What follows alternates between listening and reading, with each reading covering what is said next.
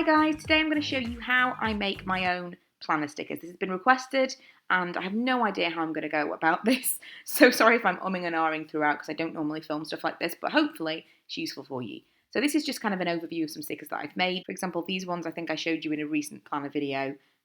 These were some that I kind of specifically made because we were going to New York. So I had some headers that I'd put specific writing on, like packing lists and pack your bags and stuff like that. But I also found things online that I wouldn't necessarily be able to buy as stickers because of copyright. So for example, I found these like New York themed pictures there and emojis. This was because I was having my hair done. And I got these emoji ones that I wouldn't necessarily be able to find easily on Etsy because they would need to be able to own the copyright for these. Then I've got my countdown and stuff. I just love the idea that you can make stickers that are very, very personal to you and the ones that you want exactly, which is the main reason that I make stickers, apart from the fact that it's considerably cheaper. For these boxes, for example, this is the absolute most cost-effective way that you can decorate your planner with like full boxes to make them yourself. So I thought I'd give you an indication of how I do that. Part of it is just finding, like for example, if I put in here chevron wallpaper, I would literally go to Google and any of these I could make into a sticker and print it off, which is excellent. I also use PicMonkey. I can design stuff in PicMonkey. It's a free service. You can pay extra to have extra benefits, which I do because I use them for thumbnails for YouTube and stuff. But they have tons and tons and tons of stuff that you can use. Loads of themes. I don't know why specifically I picked zombies there. Loads of themes and stuff you can get.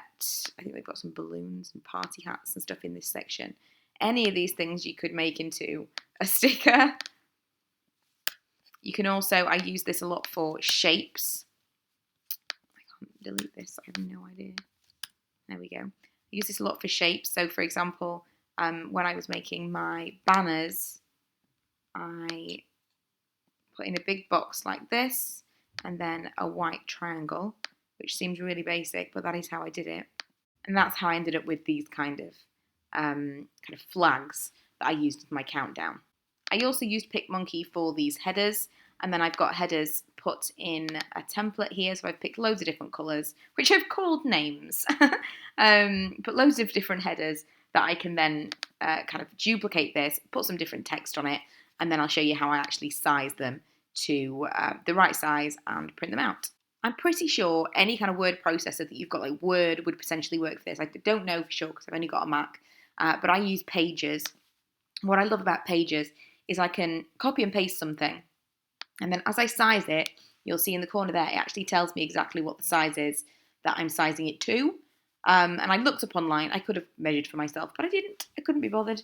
I looked up online the actual dimensions of the Erin Condren boxes, and it took me a couple of attempts to actually get it to the right size, because obviously you want this box to be the right dimension, let alone the fact this is the right size. These, for example, are not the right dimension. They leave a gap at the top, but I knew that they would, whereas these were pretty much a good fit. And yeah, you just kind of drag it to the right size. So with these, I copied it and then I could paste it again. Let's say I put it there, and then I could have it big or I could have it little. It all depends on what size you want for your planner. So the beauty of it is you can pick, like I had some of these ones, and if I wanted it to take up a full box, I could have it kind of full box size. It's behind there. But if I just want it to be small, I can have it small. It's the idea that you can have it completely custom to what you want. So I'm going to make some headers for February. I believe, I'm hoping, I'm not re-looking it up, but I believe the 3.81 centimetres was the width of the box.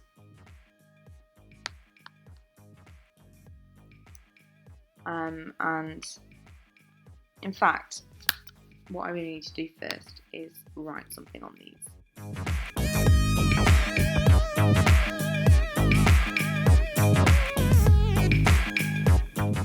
So looking back at Google, you can pick whatever images and things that you want. Bear in mind that some of them may not stretch out to all that big and look that high quality. If you want something that can really shrink down, or you can expand as big as you want and look perfect, you're looking for vector images like these. These ones you'll be able to, these you could kind of plaster on your wall and they'd still be kind of perfect, crisp images. Whereas some images you see as you shrink them down, they won't look all that great. But I'm not all that fussed, to be quite honest. So I'm going to use some camera icons and I'm going to print some off. I think I'm going to use these ones.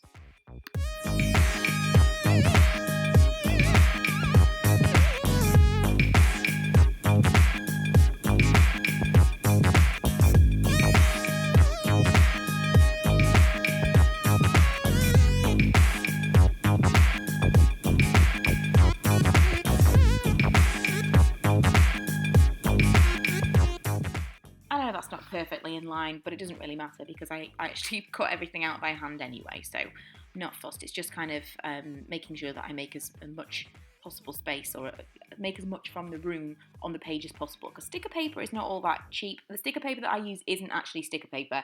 It is A4 kind of shipping labels, just so you know that's the easiest way to do it. But basically I'm going to fill up this entire A4 sheet, print them out, and that will be my stickers. So hopefully that's kind of useful for those of you. I just wanted to give you an overview of how I do it. The headers were the things that I was most, not concerned about, but I wasn't sure about. Like I say, it's trial and error with a lot of it because I'm not perfect at dimensions and things like that. But I've come to discover that these ones worked really well for me. These were a really good size. And so once they worked for me, I just made them as many different colours as I thought I might need for the year, looking at the Erin Condren kind of layouts month by month and the colour scheme. And I go back to these ones. It just makes it easier that I'm not creating them from scratch every single time. Other than that, I'm using kind of whatever clip art I can find online. Loving things like the Kimojis, which I definitely wouldn't be able to find stickers of under normal circumstances. I could print off that entire sheet and that would be a sheet of stickers that I would never have normally been able to have, which I love. And literally just anything. You have picture stickers, whatever you want. If you want to see the stickers that I've made in action, you can watch my planning video, which I'll link below. But otherwise, the only other thing I would say is if you are doing it for the first time you're going to print them out on regular paper, just so you don't, waste sticker paper in case they're not quite right. But it's really, really not difficult at all. You can, of course, buy templates. You can buy stickers already made that you can print out yourself, which I would, again, recommend.